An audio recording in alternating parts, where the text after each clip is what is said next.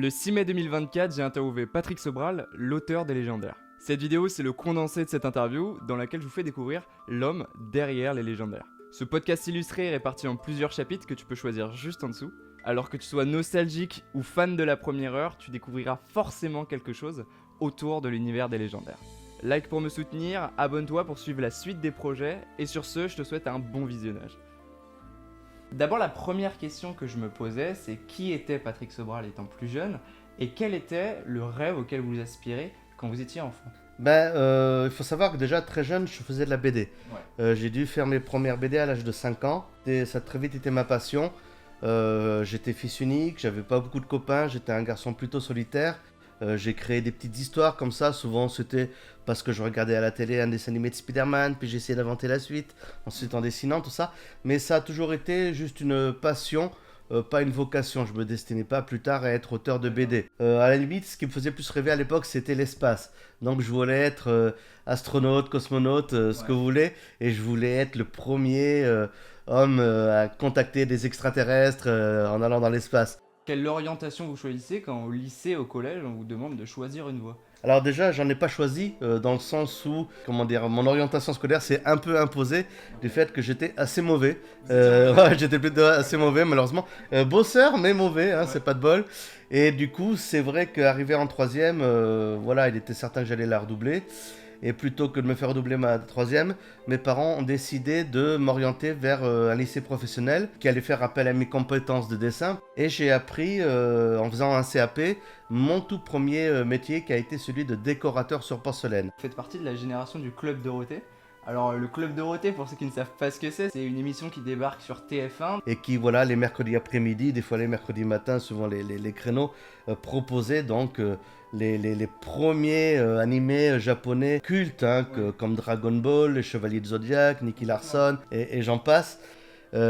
Beaucoup d'auteurs de BD de ma génération, et même des gens avec qui je travaille, hein, où j'ai travaillé depuis que je fais cette BD, en sont venus là comme moi grâce au Club Dorothée. Hein. Ça a vraiment inspiré toute une génération d'auteurs manga français, on va dire, hein, qui sont arrivés dans le milieu de la bande dessinée il y a une vingtaine d'années comme moi, parce qu'ils ont grandi avec ce genre d'émission. Donc ça a été formateur à plus d'un titre et pour plus d'une personne. Si on doit se limiter vraiment à celle qui m'a influencé, j'en parlerai de deux.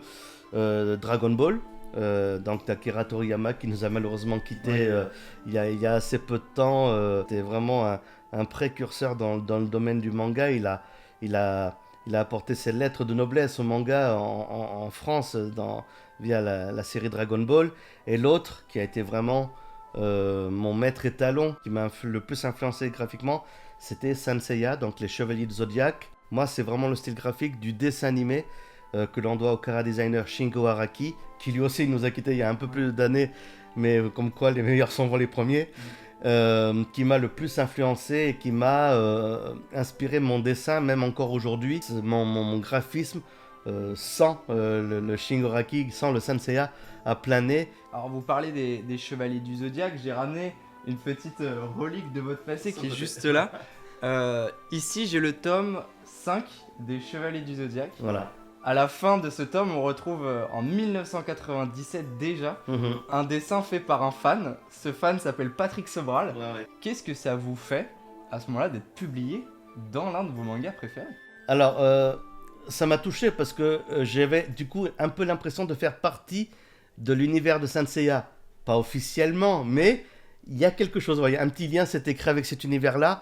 Alors évidemment, ça s'est limité à ça, puisqu'en aucun cas, je n'ai plus été activement... Quoique si, plus récemment, anecdote que certains fans le savent peut-être, mais il y a une BD française de Saint Seiya, de Chevalier Zodiac, qui paraît depuis maintenant 2 ans, qui est dessinée par Jérôme Alquier, qui est un très grand ami et lui-même un très très grand fan, et même bien plus grand fan de Saint Seiya que moi. Et il se trouve qu'il m'a demandé un petit coup de main pour la BD de Saint Seiya qu'il a fait, et j'ai chara-designé l'un des antagonistes du tome 1 de la série Time Odyssey. Et là, pour le coup, c'est un peu plus officiel, et j'ai vraiment apporté ma patte à l'univers Saint Seiya, même si ça se limite au chara-design d'un seul personnage, et de le voir prendre vie dans une BD de Saint Seiya qui, pour le coup, en plus, est adoubée et supervisée par les Japonais. C'est vraiment de l'officiel, hein, et pas juste de la fanfiction. C'est énorme, c'est énorme. Quand est-ce que vous vient l'envie d'être auteur et quand est-ce que vous commencez à envoyer des ébauches? Alors en fait, ça s'est fait en plusieurs étapes. La première étape, ça a été un concours de manga, un concours de bande dessinée organisé par les éditions Tonkam. Et les meilleurs étaient ensuite publiés dans un recueil.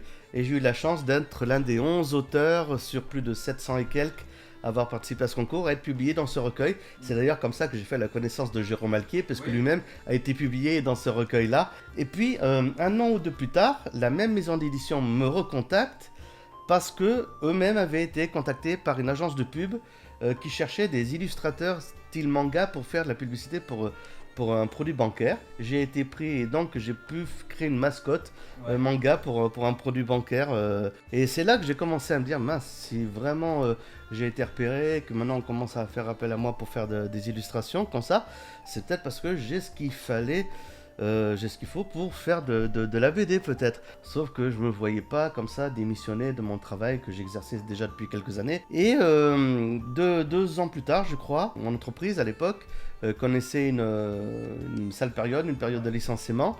Et nous a informé que dans le secteur où j'étais, du décor main, porcelaine, il allait y avoir des licenciements. Et là je me suis dit, ah mais c'est peut-être ça en fait le déclic dont j'ai besoin pour me pousser un petit peu à prendre la décision de partir. Et du coup, j'ai demandé à être volontaire. Voilà, j'ai demandé à faire partie de ceux qui allaient être licenciés. En tant que personne licenciée, j'allais toucher les indemnités chômage. Et ce qui allait me laisser le temps, en fin de compte, de créer mes projets, de faire des projets BD que j'allais ensuite soumettre aux éditeurs. Alors à l'époque, je ne me destinais pas du tout à faire de la BD jeunesse. C'était plus de la BD d'horreur que j'avais envie de faire. Donc c'est vrai que les premiers projets que je proposais aux maisons d'édition, même si c'était déjà très influencé manga, était vraiment pour un public averti. C'était très gore, c'était très sombre, très violent. Et en fin de compte, c'est parce que ces projets-là ont été refusés que je me suis dit, mince, si je vais le publier, peut-être qu'il faut que je trouve un autre créneau, en fait, un autre secteur. Et c'est là que je me suis dit, le secteur adulte, c'est pas pour moi, ça fonctionne pas. Peut-être que c'est dans le domaine jeunesse que je vais pouvoir proposer quelque chose. Et c'est là que j'ai commencé un peu à chercher ce qui pouvait faire une bonne BD jeunesse. Et c'est là que m'est venue l'idée, le concept des légendaires. C'est vrai que vous en parlez souvent. À la base, tout ça commence par l'échec de la bande dessinée adulte pour vous. Comment est-ce que vous expliquez que la bande dessinée jeunesse marchait mieux pour vous que la bande dessinée adulte? En tout cas, c'était une moins grosse prise de risque pour l'éditeur, sachant que la BD d'horreur, c'est déjà une niche dans le domaine de la bande dessinée, tout le monde n'adhère pas. Et si en plus c'est fait par un jeune auteur dont personne n'a jamais entendu parler, clairement une grosse prise de risque, parce que le potentiel commercial n'est pas là.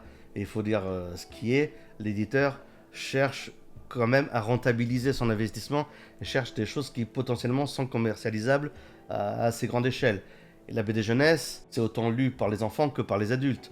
Titeuf, un exemple, c'est pas que des enfants qui lisent, il y a aussi des adultes et tout ça, parce qu'il y a différents degrés de lecture et tout. Et surtout, je suis arrivé à un moment donné dans le marché, on va dire, où les éditeurs, ou du moins l'éditeur en question, les éditions Delcourt, cherchaient un peu un nouveau créneau BD du franga, comme ils appelaient ça à l'époque, du manga à la française, à savoir chercher justement à cibler un public de 8-12 ans, enfants préadolescents, fans de graphisme manga, mais pour lequel on n'avait pas vraiment beaucoup de choses à proposer dans le marché français. Et du coup, je suis arrivé au bon moment avec le bon produit, on va dire. Voilà. Alors vous commencez les légendaires parce qu'il faut bien vivre de quelque chose. Exactement. Vous faites les premiers tomes avec une édition très rapide. Vous faites 2 tomes par an en 2004, 2 tomes en 2005. Et vous dites commencer à vraiment écrire à partir du 5e tome. Mais il fallait que je vive de quelque chose. Et c'est vrai que les légendaires, j'ai fait ça un peu par dépit, dans le sens où moi ce que je voulais surtout faire à l'époque, c'était de la BD d'horreur. Ouais. Et du coup, je me retrouvais à faire de la BD jeunesse, dans lequel je me sentais pas forcément à l'aise et pour lequel je pensais pas être fait, tout simplement. Donc c'est vrai que autant l'idée des légendaires était bonne, autant ma motivation, elle était assez minime. Et c'est vrai que les premiers tomes des légendaires, je l'ai fait en totale improvisation, c'est-à-dire que je savais pas où j'allais, je savais pas ce que j'allais raconter, je savais jamais ce qui allait se passer dans les 10 pages qui allaient venir, quoi. Et pendant 4 tomes, ça a été ça, c'est-à-dire que pendant 4 tomes, j'étais dans un univers que je maîtrisais à peine parce que je l'avais pas du tout prévu longtemps à l'avance, il n'y avait pas beaucoup de recherche, ce genre de choses. Donc j'étais vraiment à tâtons en faisant cette série-là. Et au départ, je me sentais pas à l'aise dedans, dans le graphisme, dans le genre d'histoire, dans l'humour. Première fois que j'ai expérimenté ça dans les BD que je faisais. Et c'est vraiment au fur et à mesure que j'ai avancé dans ma série, en fait, que j'ai commencé à aimer la faire. Ouais. Et c'est vraiment à partir du tome 5, j'ai envie de dire, que vraiment je me suis dit, ouh là, mais il y a quelque chose à faire en fait. Et ça s'est ressenti, puisque c'est vraiment à partir du tome 5 des Légendaires que les ventes ont commencé vraiment à devenir bonnes et à pouvoir comparer ça à un succès. Puis vient l'année 2008, c'est le début de votre arc narratif, le premier, le cycle d'Anatos. Pour la première fois, vous écrivez une histoire en 4 volumes, alors qu'avant vous faisiez ça en diptyque, donc 2 volumes, et vous décidez de mettre en place une situation tellement dramatique qu'elle finit par la mort de votre héros principal, Danaël. À ce moment-là, vous marquez la jeunesse, la bande dessinée française. Qu'est-ce qui se passe dans ce tournant? Pourquoi vous décidez de transformer l'histoire en quelque chose d'aussi sombre que le cycle Alors, d'Anatos? pour expliquer le virement que j'ai pris avec le cycle d'Anatos, où tout devient beaucoup plus sombre, beaucoup plus complexe et beaucoup plus dur, plus violent, il faut faire un petit retour en arrière, mais toujours en 2008, où j'ai sorti la bande dessinée La Belle et la Bête. Moi, en faisant de la BD jeunesse, je m'étais imposé énormément de barrières, énormément de limites, en disant je peux pas montrer ci, je peux pas raconter ça, je peux pas faire ci, je peux pas faire ça, parce que dans ma tête, je me disais mon public c'est des gamins, je dois pas les choquer, je dois pas aller au-delà de certaines choses qu'ils peuvent comprendre et tout ça. Du coup, je m'étais imposé tellement de limites et de barrières qu'arrivé au tome 8 des Légendaires, je me suis senti frustré, j'avais l'impression de ne plus avoir grand chose à raconter à cause de toutes ces barrières que je m'étais fixées. Et du coup, j'ai voulu faire une pause, j'ai demandé à l'éditeur, je voudrais faire une pause, je voudrais faire autre chose, un one-shot, mais cette fois-ci plus pour adultes où je me lâche complètement. Et il m'a dit ok, et donc j'ai fait La Belle la Bête où justement j'ai pu mettre dedans tout ce que je ne pouvais pas, enfin tout ce que je m'étais interdit de mettre dans les Légendaires, à savoir du sang, des morts, une histoire complexe, de la violence. Et ça a été tellement libérateur pour moi de pouvoir sortir tout ça, que lorsque je suis revenu en Légendaire, en fin de compte, je me dis non, j'ai pas envie de me priver de ce qui m'a plu dans La Belle et la Bête, et je vais l'adapter dans les Légendaires. Et c'est là que donc est né ce cycle d'Anatos. Tout à coup, on voit des héros mourir, d'autres mutilés, des personnages principaux qui meurent, enfin vraiment un énorme choc. Et d'ailleurs, pour beaucoup de fans, ça a été vraiment un choc, au point qu'à l'époque, une bonne partie de mon lectorat s'est détourné des Légendaires, parce qu'ils avaient eu une impression de trahison, quoi. J'avais tellement changé le style narratif et graphique, du moins dans les événements des Légendaires, qu'ils se sont sentis presque insultés et se sont dit mais non, mais il se fiche de nous, l'auteur, c'est quoi ce truc, c'est pas les Légendaires, pour nous on arrête et tout ça. Mais une plus grande partie, Dieu merci, a complètement adhéré et a kiffé vraiment ce revirement-là. Et ça a été une très grande majorité, puisque c'est avec le cycle d'Anatos que la série des Légendaires est devenue un best-seller, et qui pour la première fois s'est placé en classement de vente BD, même de livres, lors de la sortie de certains tomes, dans le tome 10 justement. Au tout du moins, ça prenait une dimension plus épique, dans lequel on pouvait enfin frémir pour nos héros, puisqu'à tout moment ils peuvent mourir finalement eux aussi. Et c'est sur ce postulat que j'ai continué à développer tout le reste de l'univers des Légendaires, à savoir, les héros ne sont pas éternels, ils peuvent souffrir, voire mourir, quoi. En 1993, à l'époque, Akira Toriyama décide de tuer Sangoku, le héros principal de son œuvre, et tente de faire la relève avec son fils, Sangohan. Néanmoins, la pression de l'éditeur est tellement grande qu'il est obligé de faire revenir son héros, et en fait, la maison d'édition le bride dans son histoire. Vous, quand vous tuez votre personnage principal, ce personnage qui est l'icône de votre série à ce moment-là, comment réagit la maison d'édition? Eh bien, là j'ai envie de dire que ça s'est passé à l'opposé de ce qui s'est passé pour Akira Toriyama, parce que Akira Toriyama voulait changer les choses, et l'éditeur l'a forcé à faire machine arrière. Alors moi c'est tout l'inverse. C'est-à-dire qu'à un moment donné, avec le cycle d'Anatos, je recevais tellement de messages négatifs, justement des fans qui étaient révulsés du sens que prenait la série, que je m'étais dit sur le coup, oh là là, mais qu'est-ce que j'ai fait? Est-ce que j'ai pas fait une erreur? Et du coup, je me suis tourné vers l'éditeur et je dis, mais tu crois pas que j'ai fait une erreur? Tu crois pas que j'ai fait que l'âge? Et non, et au contraire, l'éditeur m'a dit, non, assume, tu as fait un très bon album, reste dans tes bottes, tu verras, les choses vont se calmer et les retours positifs vont arriver. Et c'est ce qui s'est passé. Donc en fin de compte, mon éditeur m'a au contraire soutenu dans ma démarche, et c'est un très bon choix. Faut faire avec maintenant, et tu verras que les fans vont suivre, et c'est ce qui s'est passé. Donc c'est plus moi qui ai douté à un moment donné de mon propre choix plutôt que l'éditeur. En 2015, vous laissez croire à une première fin des légendaires, avec le tome 18. Vous l'annoncez d'abord dans le tome 17 comme la fin de l'histoire, point, et vous le publiez avec un point d'interrogation à la fin. Je voulais juste donner l'impression que c'était une conclusion, mais pour moi je savais que c'en était pas une. L'éditeur savait que c'en était pas une, mais par contre il craignait beaucoup du ressenti des lecteurs qui penseraient que ce serait vraiment la fin et du coup ne chercheraient même pas à savoir si d'autres albums allaient suivre par la suite. Et donc ils m'ont fait rajouter le point d'interrogation dans le titre parce que justement ils voulaient que je mette sur l'accent sur la non-certitude d'une conclusion. Mais c'est vrai que beaucoup de lecteurs, alors non pas parce qu'ils pensaient que c'était la fin, mais surtout parce que le cycle qui allait suivre, le World Without, était tellement différent de ce qu'était la série avant, que beaucoup ont considéré que le tome 18 était vraiment la fin de la série, même s'ils savaient qu'il y avait une suite, elle ne leur parlait pas. Et en ça, c'est peut-être pas forcément le meilleur choix que j'ai fait pour vraiment conclure la série.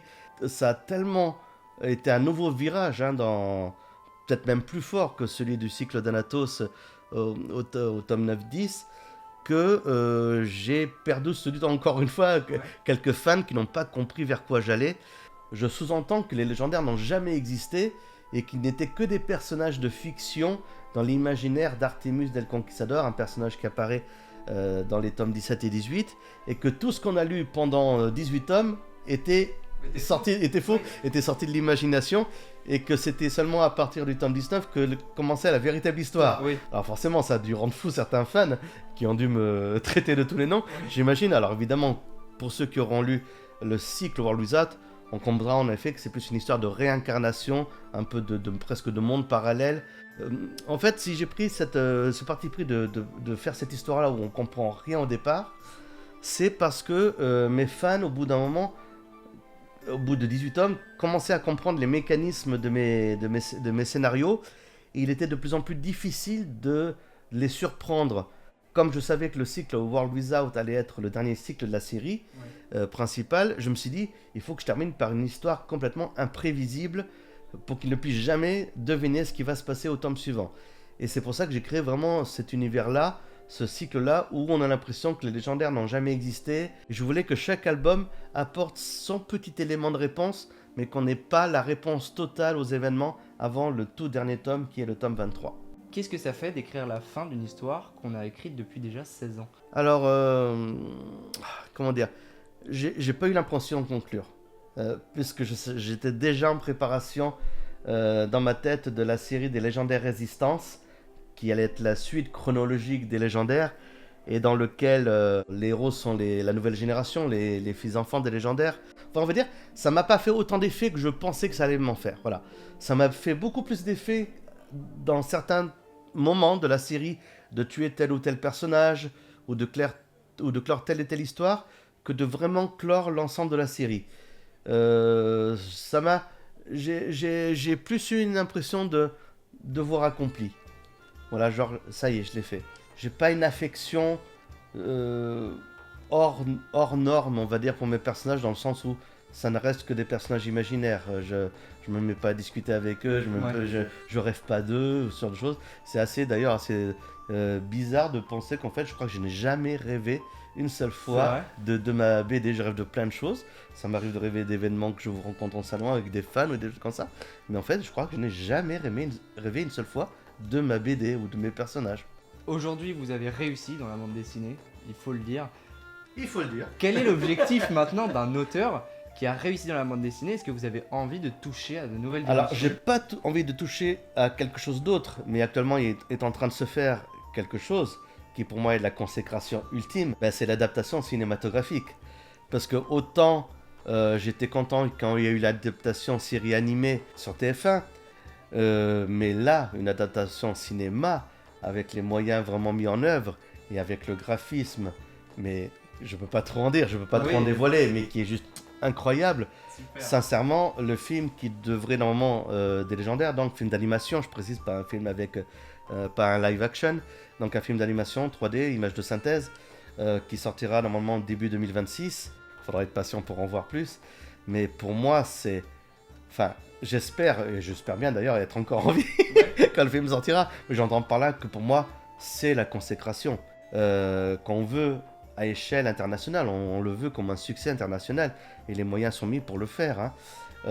Et qui en plus est vraiment dans le ton de la BD. C'est-à-dire que c'est pas destiné aux tout petits. C'est vraiment quelque chose de poignant, c'est fort. Il y aura du drame, même des scènes sacrément, voilà. D'accord. Et je peux vous dire que dans l'esprit, c'est très très proche de la BD. Par exemple, la bande originale, ça c'est pas un secret, ce sera Cécile Corbel qui en fera la BO. Et Cécile Corbel a fait notamment également la BO d'un des films d'animation Ghibli, Arrietty, Le Petit Monde des Chapardeurs. Donc, et c'est moi qui l'ai proposé à la production. Donc du coup, je suis content de savoir que des envies que j'ai ou des propositions sont prises en compte, voire même acceptées. Du coup, pour le film, et du coup j'ai vraiment l'impression d'y participer là. Et actuellement je travaille sur plein de choses, hein. Je travaille sur le scénario storyboard des séries Résistance, Chronique de Darkel, Origine, la série Origine qui va reprendre début 2025, Parodia également, donc je suis impliqué dans toutes les différentes séries spin-off, mais pour lesquelles j'ai plus un rôle de chef d'orchestre, on va dire, c'est plus moi le musicien. Mais le film, voilà, le film, j'ai tellement espéré ça un jour dans ma vie. Et puis c'est en production depuis quand même 7 ans. Il y a eu beaucoup malheureusement de problèmes qui se sont posés au fur et à mesure de la production, dans le Covid, hein, qui a vraiment foutu en l'air beaucoup de choses qui étaient prévues, tout ça. Mais là, on y est, on est vraiment sur la dernière ligne droite, le film est en train de se faire, tout ça. J'en vois des choses très régulièrement, et tout ce que j'en vois va au-delà de mon imagination, au-delà de ce que j'aurais pu faire moi. Est-ce que dans ce film, on peut espérer revoir des personnalités connues de la bande dessinée, des Oui, oui, oui. méchants connus? Et ce qui est bien, c'est que ça n'adapte pas une histoire en particulier de l'album. C'est une histoire qui prend place à la place des 2 premiers tomes, c'est-à-dire c'est une sorte de reboot, une sorte de nouveau début de l'univers des légendaires, et dans lequel vont apparaître différents personnages qui pour certains n'apparaissent pas avant le tome 13, ou pas avant le tome 4, des choses comme ça. Donc en fin de compte, on a pris ce qu'il y avait de mieux dans les différentes histoires, différents cycles de l'univers des légendaires pour en faire un film riche, complet et dense. Est-ce que ça reste cohérent avec l'univers dans l'âge des personnages? Oui, complètement. En fin de compte, l'avant-accident Jovenia, pour ceux qui connaissent la BD, est exactement le même dans l'histoire du film. C'est tout ce qui se passe après, hein, c'est-à-dire qu'est-ce qui se passe, les légendaires, qu'est-ce qu'ils sont devenus depuis l'accident Jovenia, est-ce qu'ils sont restés en contact, est-ce qu'ils sont restés séparés, s'ils sont séparés, qu'est-ce qui va faire qu'ils se reforment. C'est ça qui va être nouveau. C'est une nouvelle façon d'aborder l'histoire et de nouveaux enjeux scénaristiques, avec des personnages inédits aussi, hein. Donc il y aura à la fois des personnages connus, classiques, hein, que les fans voudront retrouver, puisque c'est parmi les personnages les plus emblématiques. Et là je parle pas que des légendaires évidemment, je parle des personnages secondaires, voire des antagonistes. Il y aura en général, j'ai envie de dire que c'est un best-of. D'accord, donc peut-être une porte ouverte pour de nouvelles choses. Dans l'absolu, on aimerait en faire une trilogie. Voilà, ça c'est clair que s'il y a un succès, on n'en restera pas un. Parce que j'ai dit que 2004 c'était vos débuts, donc forcément 2024 c'est les 20 ans. Eh oui, c'est les 20 ans. Ouais. Qu'est-ce que ça implique 20 ans de légendaire? Qu'est-ce que vous avez prévu cette année? Alors, il y a le côté émotionnel, parce que 20 ans c'est pas rien, hein, c'est une génération en fait, hein, c'est une génération. Et comme je disais tout à l'heure, on est déjà à la 2e ou 3e génération de lecteurs, puisque les grands frères ont passé leur BD. Mes premiers lecteurs, ils sont tous adultes maintenant, certains sont peut-être même parents. Et c'est pas rien également d'un point de vue de l'éditeur, hein, puisqu'on a décidé ensemble de faire certains petits événements pour célébrer ça. Alors malheureusement, certains de ces éléments-là, il est encore un peu trop tôt pour en parler, mais ce que je peux déjà dire, c'est qu'en fin d'année, on va faire une tournée de dédicaces avec plusieurs des auteurs des différentes séries des légendaires. Une tournée qu'on pense faire, même si rien n'est encore sûr, sur la France, la Belgique, la Suisse, et ça sur la période de septembre à décembre de fin d'année. Et une des dates qui a déjà été décidée est le festival BD de Chaville, en région parisienne, donc qui se tiendra lieu dans le week-end de fin novembre, début décembre, et pour lequel il y aura déjà un plateau de 7 auteurs des légendaires, rien que pour ce festival, quoi. On aura également l'artbook, puisqu'il y a un artbook, ça c'est quelque chose pareil qui me tenait assez à cœur depuis quelques années, depuis peut-être plus longtemps que le film. C'est un artbook, donc un artbook qui sortira dernier trimestre, j'ai envie de dire, de l'année, et qui regroupera les plus belles illustrations, les croquis de recherche, plein de choses, les chara-design, les décors, de tout ce qui touche à l'univers des légendaires, que ce soit les différents spin-offs, que ce soit le dessin animé, que ce soit les romans. Ça sera vraiment un art-of de tous ces auteurs-là qui ont un jour collaboré à l'univers des légendaires. Et un petit jeu en lien à la fois avec l'artbook et les 4 ex-libris qu'on pourra retrouver dans les librairies pour accompagner la sortie des différents spin-offs. Il y aura un petit jeu dont je parlerai un petit peu plus tard sur mes réseaux qui, à mon avis, va faire sourire et frémir plusieurs fans. Alors, ce qui m'intéresse dans votre dessin, c'est en fait comment on fait une planche. Comment une planche des légendaires va être faite? Est-ce que vous écrivez d'abord les répliques? Est-ce que dans la technique, comment tout ça Alors, fonctionne? la façon dont je fais moi mes albums, je vais dire que je la conseille pas. Puisqu'en fin de compte, je saute beaucoup d'étapes. Pour mes albums, lorsque je faisais les légendaires, je sautais les 2 premières étapes en fait. Je sautais l'étape du scénario et je sautais l'étape du storyboard. C'est-à-dire que j'attaquais directement le crayonné avec juste l'idée générale de l'histoire en tête et j'attaquais directement mes planches. Et vous n'écriviez pas? Et je n'écrivais rien du tout, non. C'est au fur et à mesure que j'avançais l'histoire, que je développais les dialogues, que je développais l'intrigue. En fait, pour vous donner une image, c'est comme si dans ma tête, j'avais un sapin et que c'est au fur et à mesure que je dessinais que je rajoutais des guirlandes, les boules et tout ça, et pour qu'à la fin, ça donne un beau sapin de Noël. Et donc, j'étais en moitié improvisation, moitié chose élaborée. Mais rien n'était écrit à l'avance, parce que déjà je détestais ça, avoir à écrire d'abord l'histoire, puis avoir à la dessiner, j'avais l'impression de tout faire en double. Et très souvent, mon histoire évoluait en cours de route. C'est-à-dire qu'au moment où je commençais mon histoire, j'avais ça en tête, puis arrivé des pages plus tard, oh non, j'ai mieux ça comme idée. Et je prends directement une autre direction. Ce qui a causé quelques petites incohérences dans l'univers. Il y a quelques albums où malheureusement il y a des incohérences parce que justement j'ai changé l'histoire un peu trop rapidement sans tenir compte de certaines choses que j'avais dites avant, et j'ai quelques erreurs que n'ont pas manqué de me signaler certains fans. Mais bon, je fonctionne comme ça, il y a un côté feeling, improvisation qui je pense aussi fait partie du succès de la série, parce qu'en fin de compte, du coup, moi-même, je suis excité par les nouvelles idées que j'ai et puis que je dessine aussitôt. Du coup, je me surprends moi-même par ma propre histoire. Et du coup, je pense que ce côté émoustillé, excité par la création, je pense que ça se ressent du coup parce qu'on a l'impression que c'est toujours que ça forme l'idée, que c'est dynamique et tout ça, parce que je couche presque à chaque fois tout de suite ce que j'ai en tête, quoi. D'accord. En fait, j'essaie toujours de faire en sorte que chaque page ait un moment clé, une case qui soit le sens de cette page-là. Donc c'est à elle que je vais consacrer tout ce qu'il va y avoir autour, hein, ce qui se passe avant ou ce qui se passe après. Il va y avoir une image centrale, une image qui est importante, sans parler que c'est pas forcément la dernière image, hein, c'est pas forcément le cliffhanger de la page. Des fois c'est juste un élément clé, mais j'essaie de faire en sorte que chaque page ait un moment clé de l'histoire et que tout le reste le décore. Le stress que j'ai quand je fais un album, c'est le nombre de pages imparties, puisque chacun des albums des légendaires a 46 pages. Et donc il faut que mes histoires tiennent en 46 pages, pas une de plus, pas une de moins. Donc souvent le problème que j'ai, c'est plus que j'ai trop d'idées et que du coup, il faut que je décide lesquelles sacrifier ou lesquelles raccourcir pour que tout loge en 46 pages. Ça, c'est plus ça mon stress. Mon stress, c'est pas d'inventer une bonne histoire, c'est d'avoir assez de pages pour la raconter. Quand vous écrivez un personnage, vous commencez à penser, à réfléchir à un personnage, qu'est-ce qui se passe? Est-ce que vous avez d'abord l'idée? Ma première réflexion, c'est évidemment son rôle, puisque j'invente pas un personnage s'il n'est pas destiné à faire quelque chose. Donc je sais quel rôle il va avoir. Peut-être qu'en cours de route, je vais changer d'avis, il va faire autre chose, mais au départ, j'ai des départs de son rôle, et ensuite, je vais créer le design, le dessin du personnage qui va aller avec le rôle. Si c'est un personnage, par exemple, comme Shunde, qui est un personnage ambigu, qui paraît gentil au départ, mais qui s'avère être méchante, je vais pas lui donner un look de méchante tout de suite. Ouais. Il faut qu'il ait un look mignon, confiant, mais que je peux facilement détourner en quelque chose de plus nocif, plus agressif, si je dois passer à des scènes où elle est plus mauvaise. Donc elle a un visage plus anguleux, des yeux un peu plus en amande, des choses comme ça.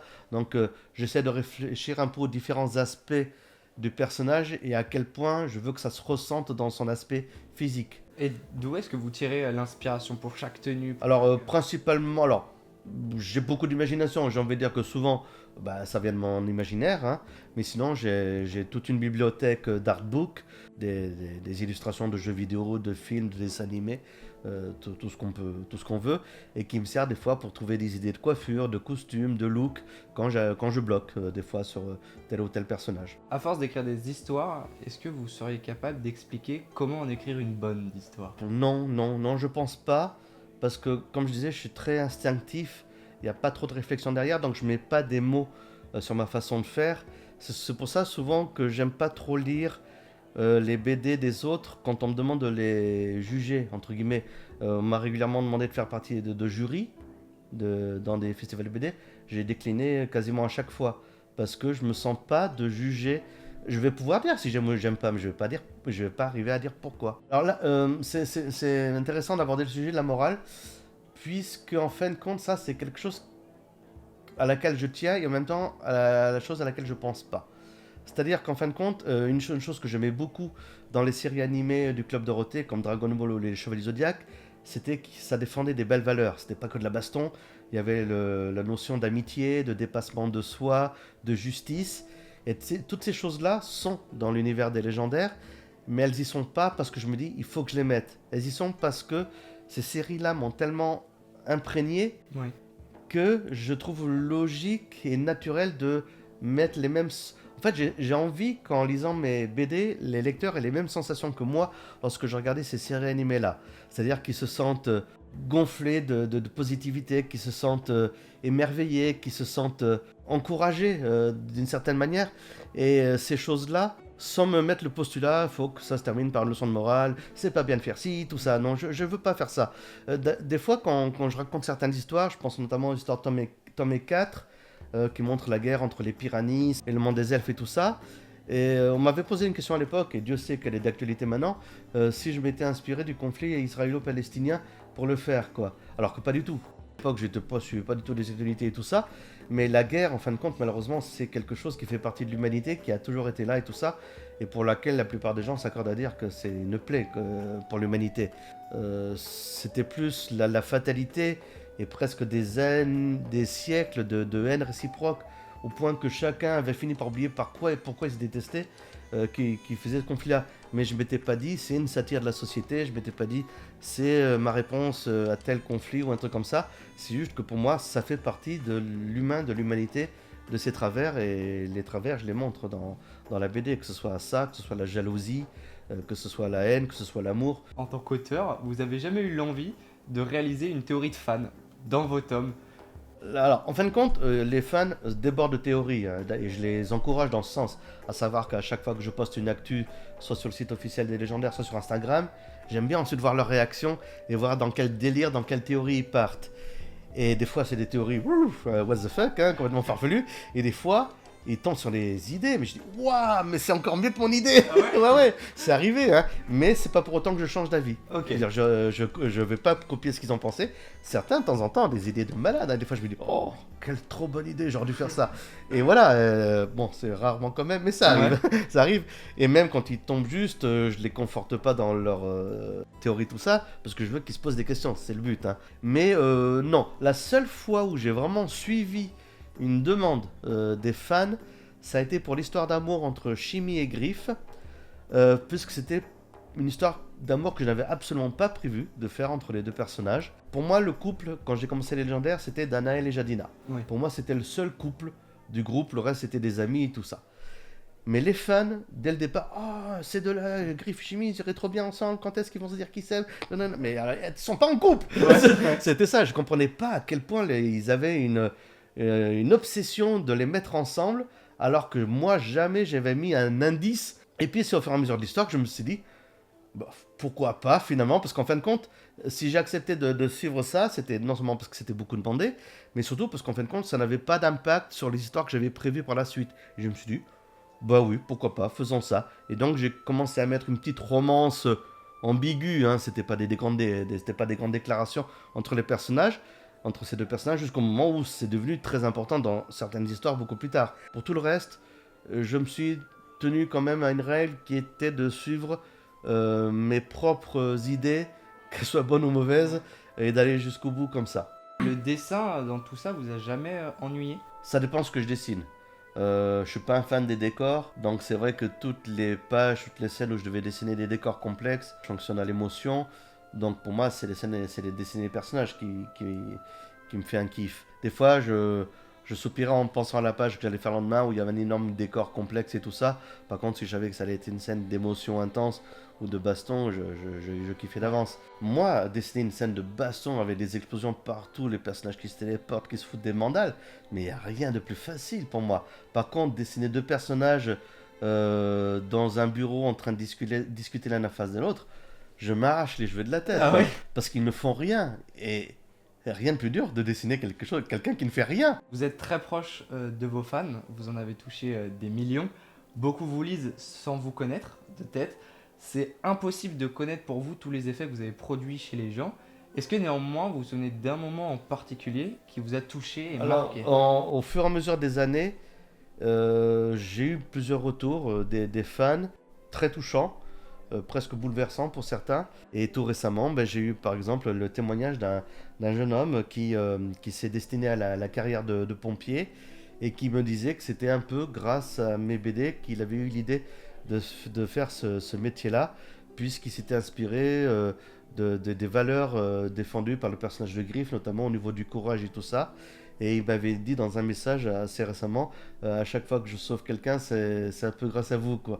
Et ce genre de témoignage, ça fait vraiment chaud au cœur, parce que moi, au départ, j'ai fait une BD juste pour le côté feel good, hein, pour que les gens ressentent un bon moment au moment de la lecture, Ouais. qu'ils oublient leurs soucis, puis que ça leur fait passer un bon moment, comme lorsqu'on va au cinéma et tout ça.